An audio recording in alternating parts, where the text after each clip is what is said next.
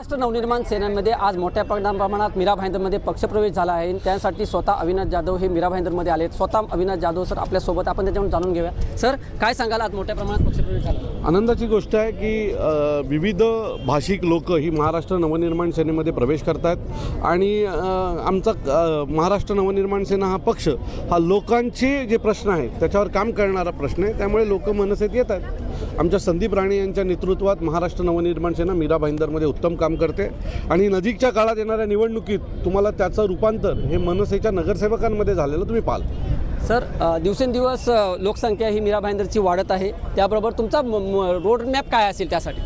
आमचा road map एकच आहे की राजसाहेबांचे विचार हे लोकांपर्यंत पोचवायचे आणि प्रामाणिक मतदान लोकांकडनं मागायचं। कुठलंही आमिष, कुठलीही भूलथापा, कुठल्याही मतपेटीमध्ये कुठलीही छेडछाड न करता जो सन्माननीय राजसाहेबांना मानणारा वर्ग आहे, जो मराठीवर प्रेम करणारा वर्ग आहे, जो हिंदू म्हणून सन्माननीय राजसाहेबांसोबत उभा राहणारा वर्ग आहे, त्या सगळ्यांना सोबत घेऊन आमचे नगरसेवक निवडून आणायचे। सर, ते उत्तर भारतीय जे शुक्ला आहेत त्यांचं म्हणणं आहे की आमचं महापौर हा मुंबईत आमचाच झाला पाहिजे, त्या संदर्भात काय? माझं मत आहे की त्या शुक्लाला 300 मतं होती आणि तो महापौर बसवायला निघाला आहे मुंबईचा। तर माझं असं मत आहे की ही जी लोकं करतात, मी मगाशी जसं म्हटलं ना, हे आमच्यात आणि उत्तर भारतीय लोकांमध्ये वाद लावण्याचं काम करणारी लोक आहेत। आता तो शुक्ला कुठे लपून बसला कोणालाच माहीत नाही, बरोबर आहे, पण आमचा वाद कोणावर होतो? रस्त्यावर तर उत्तर भारतीय लोकांबरोबर होतो। म्हणजे जो बडबड करतो तो जाऊन कुठेतरी लपतो आणि मग एखादा बिचारा उत्तर भारतीय आमच्या समोर येतो आणि त्याच्याशी आमचा वाद होतो। त्यामुळे आम्ही शुक्ला फुकला यांच्यावर लक्ष देत नाही।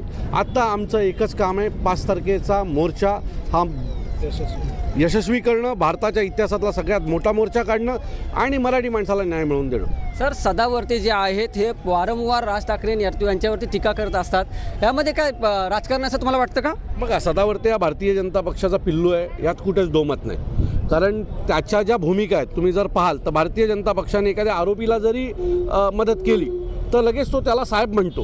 याचं उदाहरण तुम्ही जर द्याल तर पर्लीमध्ये ते घडलं, बरोबर। हा माणूस कोणाची तरी एक लाईन चालवतो, समोर यायला तयार नाही।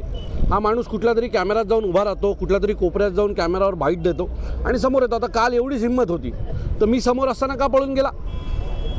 हिंमतच होती ना, तर आमच्या समोर बोल, तुझं काय मत आहे, मग तुला सांगतो डंके की चोट पे कसं मारलं जातं ते। सो ही फालतू लोक आहेत, यांच्यावर लक्ष देऊ नका। हे तुमच्यासारख्या चॅनलनी यांना कुठला, आता काल मी एक इंटरव्ह्यू बघितला तर कुठल्या तरी 4थ्या की 5व्या माळ्यावर फ्लोअरवर जाऊन तो इंटरव्ह्यू देतो।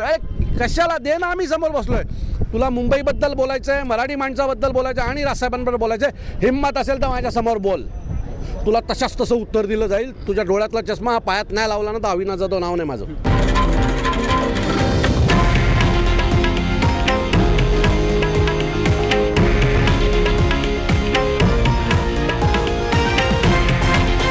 हे आहे देशातील नंबर 1 न्यूज नेटवर्क आणि आपण पाहत आहात TV9 मराठी, एकमेव।